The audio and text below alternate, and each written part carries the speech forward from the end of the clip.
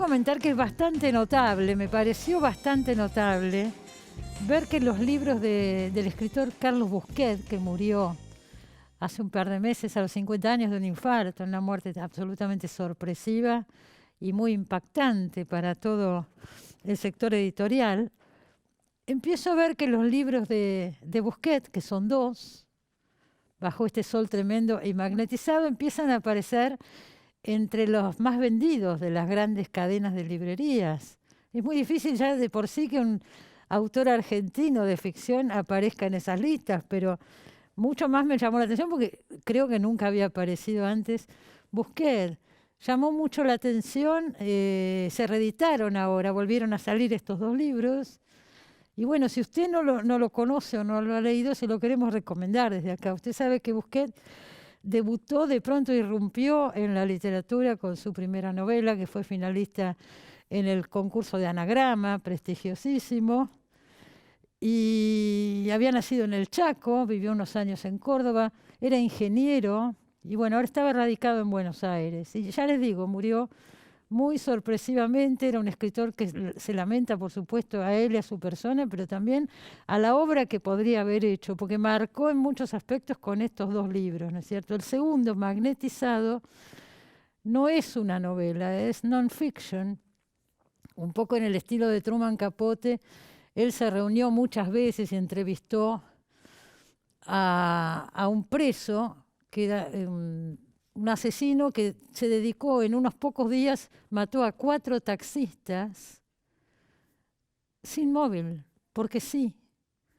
Entonces se junta con este hombre y va tratando de ver qué es esta historia y qué persona hay detrás de todo esto. El libro está muy bien hecho, es realmente muy bueno. Se llama Magnetizado.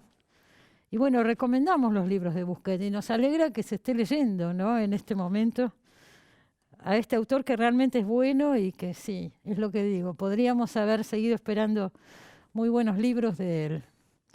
Y vamos a charlar ahora con otra autora, con su nuevo libro Papeles de Ana. María Inés Krimer está con nosotros. Hola, María Inés. Hola, ¿qué tal? ¿Cómo están? Muy bien, todo por acá. ¿Vos? ¿Cómo Bien, te bien, muy trata la bien. pandemia? ¿Cómo te trata la pandemia? Y como a todos, complicados con el home office, en especial uno habituada a un trabajo solitario, con ya en esta etapa de mi vida, con ciertas cuestiones de hijas y nietos fuera de casa, y de repente todo cambia, ¿no? Hay computadoras en todas las habitaciones, hay desplazamiento en todas las habitaciones, por eso a mí me causa, no sé, una cierta ironía o paradoja a veces recordar esa famosa frase de Marguerite Duras, la casa de la escritura, y es por ahí lo que me planteo también en esta novela. ¿Cómo es la casa de la escritura en la pandemia, ¿no? ¿Cómo es la casa de la escritura en el tercer mundo y cómo es la casa de la escritura para las mujeres? Claro, todo eso está... Yo querría, antes de seguir adelante con Papeles de Ana, querría decir que se te conoce más por tus novelas policiales, pero me comentabas que tenés algunas primeras novelas que tampoco eran policiales, porque Papeles de Ana no es un policial para nada. Ahora vamos a hablar de qué es, pero antes quería aclarar un poco este tema. Tus Mi últimos primera libros fueron novela, La hija policiales. de... Sí, sí, sí.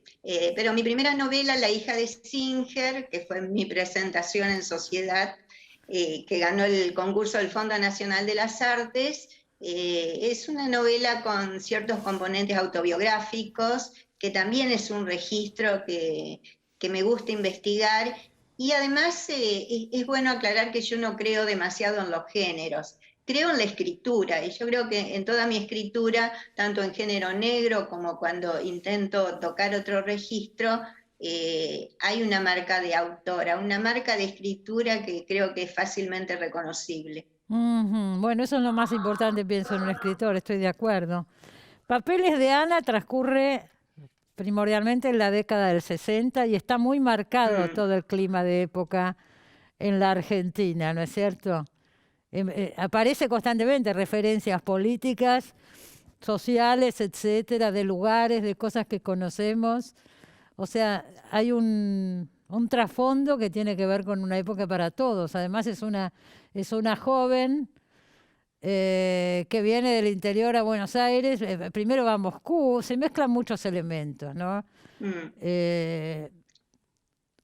Todo el asunto de la Federación Universitaria, los movimientos comunistas de la época, la FEDE, el ambiente que transcurre alrededor del judaísmo, hay un montón de elementos, pienso. Querría que nos cuentes un poquito.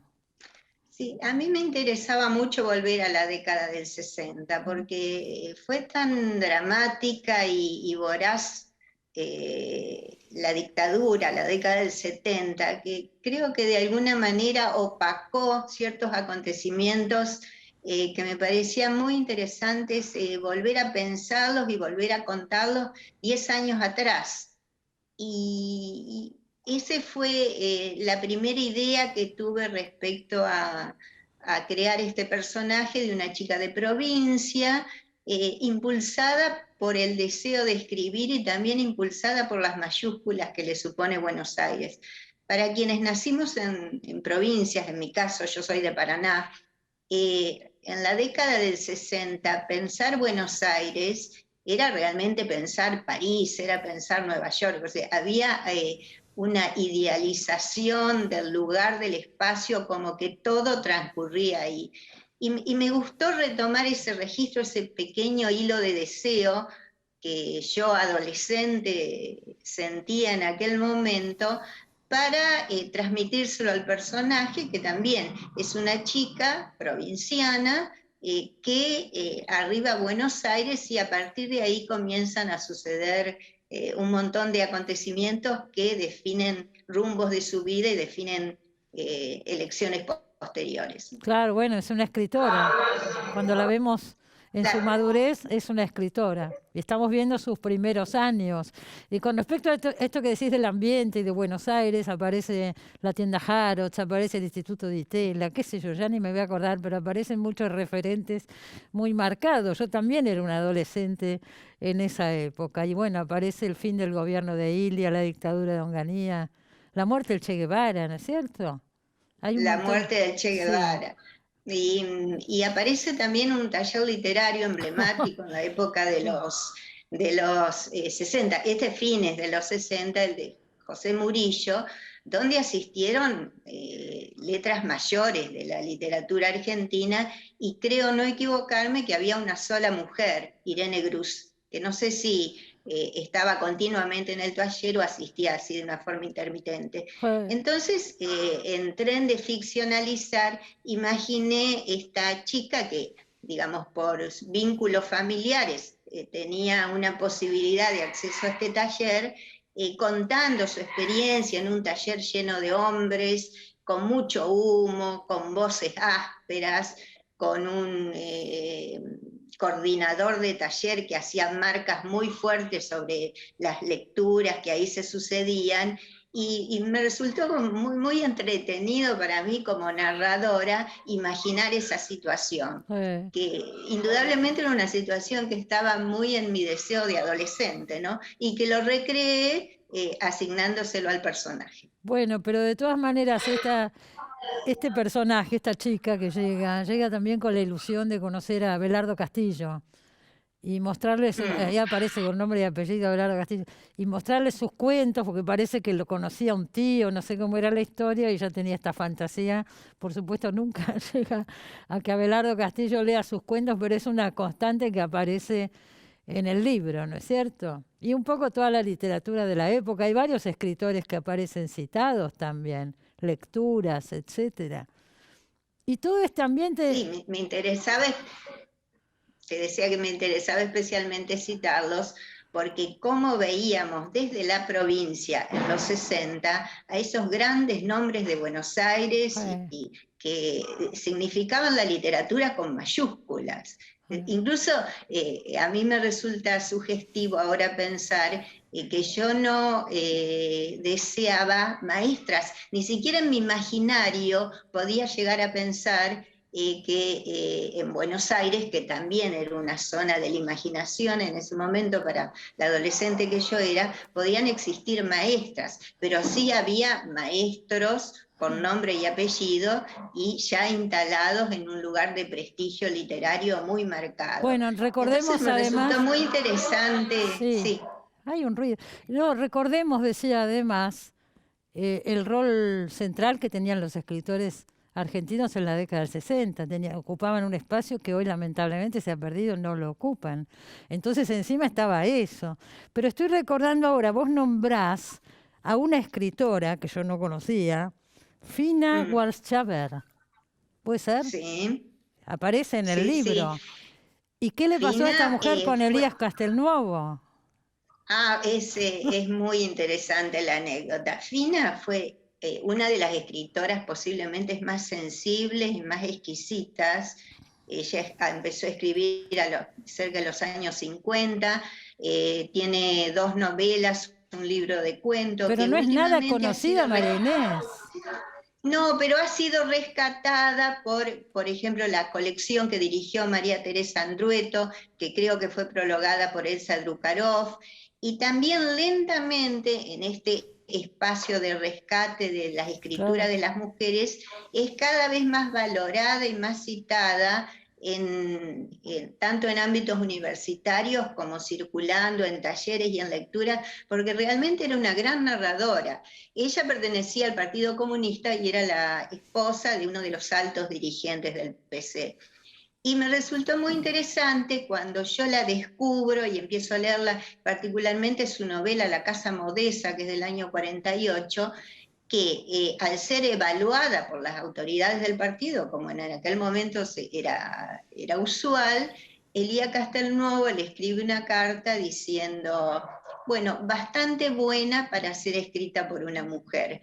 Y me resultó muy entre gracioso, pero también como marca de época, Pero más de bien. qué complejo, aún para las mujeres, digamos, que estaban en la centralidad porteña, tener que pasar por determinados filtros, en este caso el del Partido Comunista, que era, bueno, el ámbito en el cual yo desenvuelvo a mi personaje.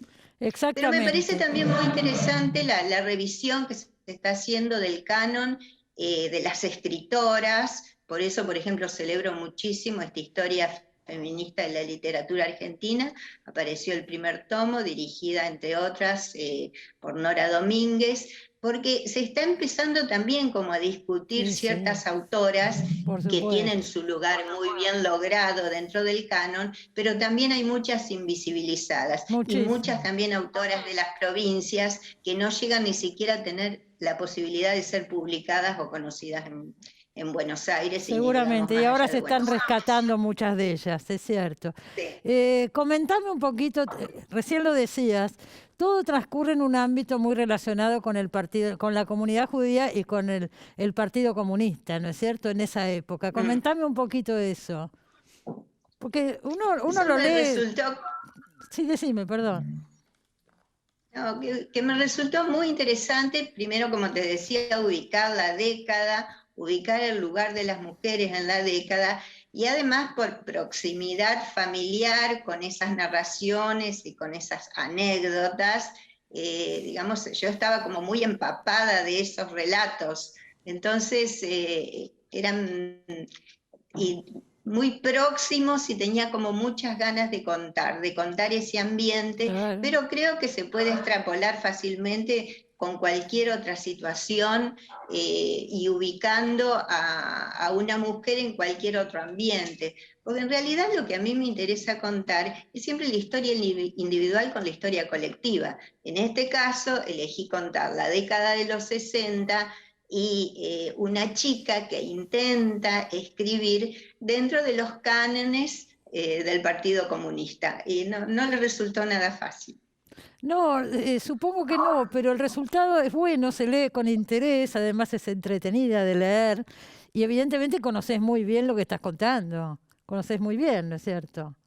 Todos los Sí, sí, lo conozco muy bien evidente. y además utilicé el recurso de las cartas, que Ah, es un recurso que en la Argentina en algún momento fue una posibilidad literaria muy poderosa y que después, claro, a partir de los 90, con otras formas de comunicación, Gmail, WhatsApp, nos olvidamos un poco de cómo se puede desplegar una historia a través de cartas. Porque exacto. la carta lo que te permite, bueno, yo fui una gran escritora de cartas, no en el sentido de cartas literarias, pero me gustaba mucho hacerlo.